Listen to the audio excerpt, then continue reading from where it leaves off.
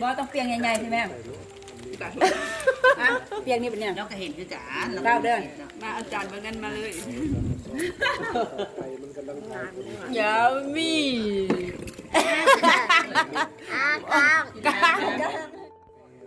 หนึ่งสองสามมันคือสะท้อนวะ เดฮานะเดฮานโอ้ก็มีอีกบางอย่างคือว่าสุดยอดถ่ายเมฆดูสบายปิ๊บปิ๊บกันอยู่หันเด้อ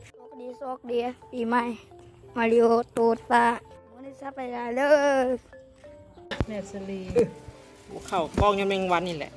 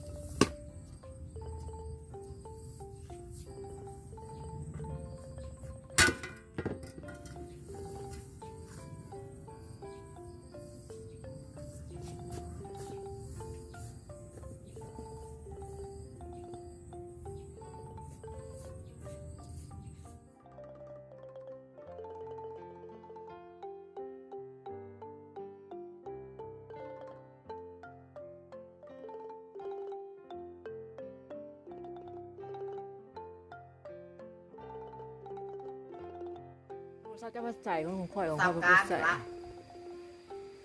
มาสับการละตัวนี้ เดี๋ยว